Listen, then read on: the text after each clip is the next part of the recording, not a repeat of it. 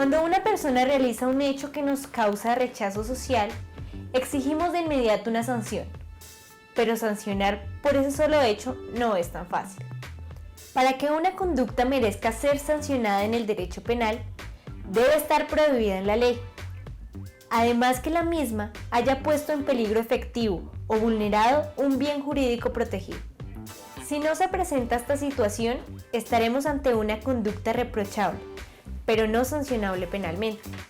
De forma cotidiana, cada uno de nosotros se aproxima a diversos hechos evaluándolos o dándoles cierta aprobación con respecto a su calidad o resultado.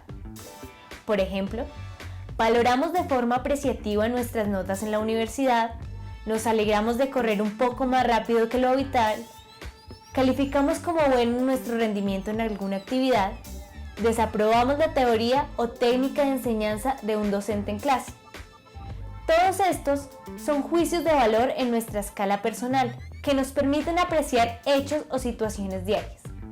Es esta valoración aplicada al tipo penal objetivo, aquella que permite determinar a los juristas la existencia de aquello que llamamos antijurídico.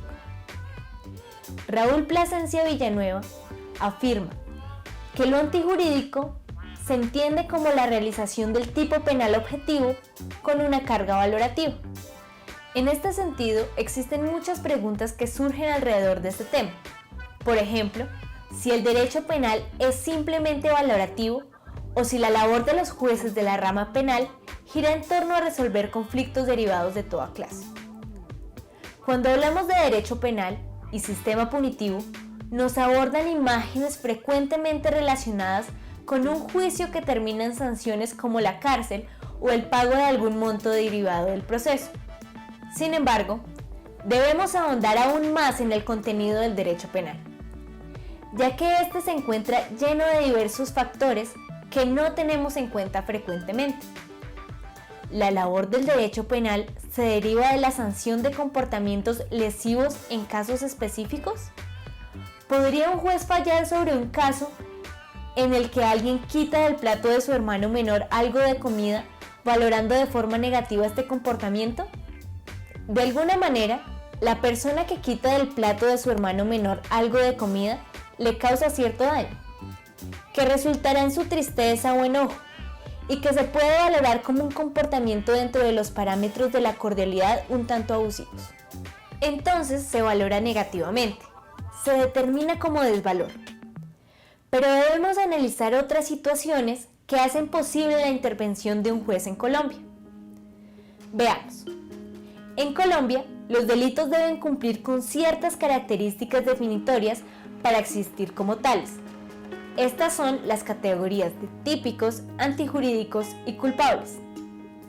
La tipicidad del delito consiste en su consagración en la ley. Con esta consagración se promueve el conocimiento de la norma para todos los ciudadanos. Esta categoría se encuentra en el artículo 10 de la Ley 599 del 2000, entendida como la definición de manera inequívoca, expresa y clara de las características básicas del tipo penal por parte del legislador.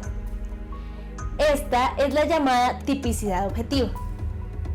Pero para que la conducta sea típica, también tuvo que realizarse subjetivamente, esto es, con dolo o culpa. De manera que la tipicidad en nuestro medio implica que la conducta corresponda con el tipo penal y el sujeto haya querido realizarla sabiendo su prohibición o que actúe de manera imprudente, faltando al deber objetivo de cuidado o aumentando el riesgo permitido.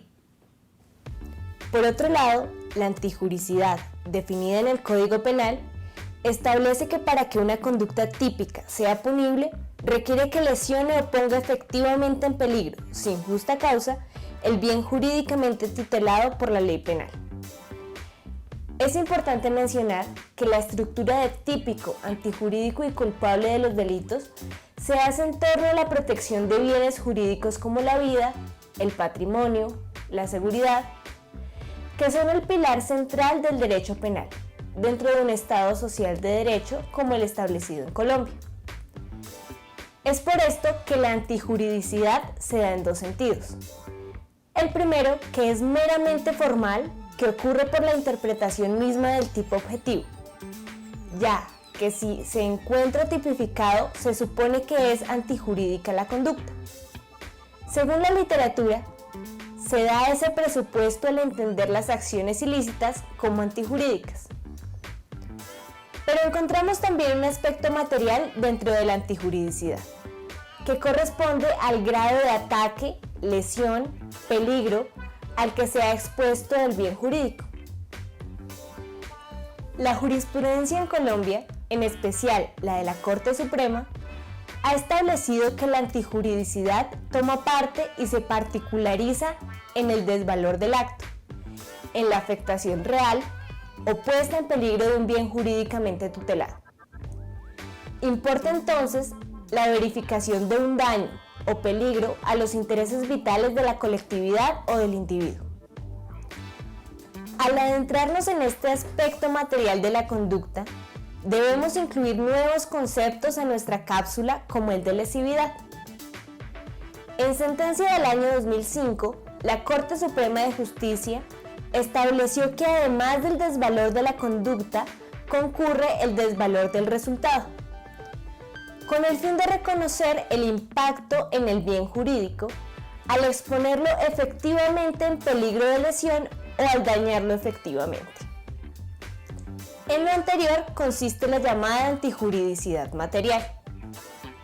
Además, se relaciona este principio con el de la llamada intervención mínima, conforme al cual el derecho penal solo tutela derechos, libertades y deberes imprescindibles para la conservación del ordenamiento jurídico, frente a los ataques más intolerables que se realizan contra él mismo.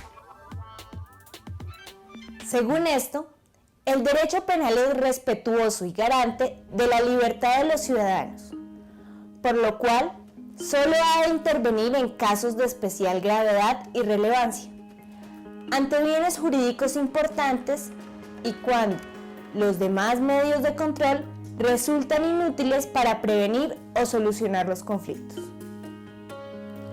En este sentido, ante la insignificancia de la agresión o la levedad del resultado, es inútil o innecesaria la presencia de la actividad penal.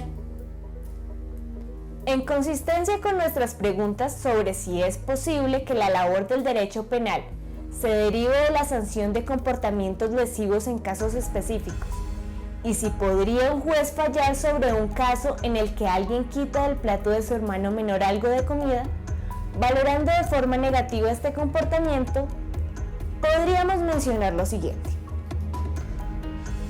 1. La labor del derecho penal se deriva de la sanción de comportamientos lesivos en casos específicos y con ciertas condiciones. 2. Las condiciones a las que están sujetas la determinación de las sanciones giran en torno a los delitos y las características de típico, antijurídico y culpable.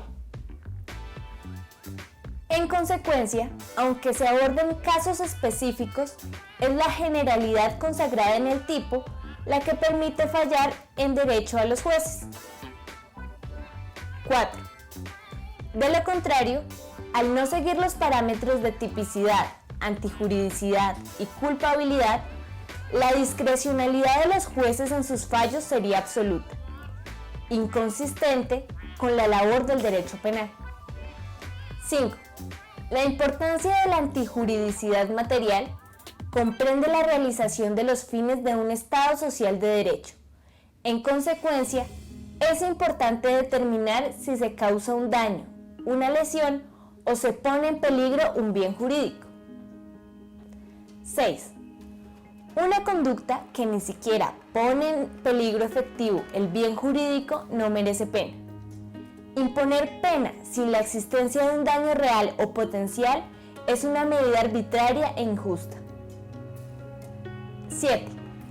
En este sentido, es imposible que el juez falle sobre un caso en el que alguien quita del plato de su hermano menor algo de comida, ya que no es una conducta típica y no lesiona o pone en peligro un bien jurídicamente tutelado. 8. En estricto sentido, no se cumple con el principio de lesividad y lo que se haría en lugar de solucionar o poner fin a un daño sería congestionar el sistema judicial y devaluarlo en sus funciones. Así las cosas, pronto hablaremos de otros temas en este mismo canal. Sigue nuestras cápsulas conceptuales, deja tus preguntas o comentarios.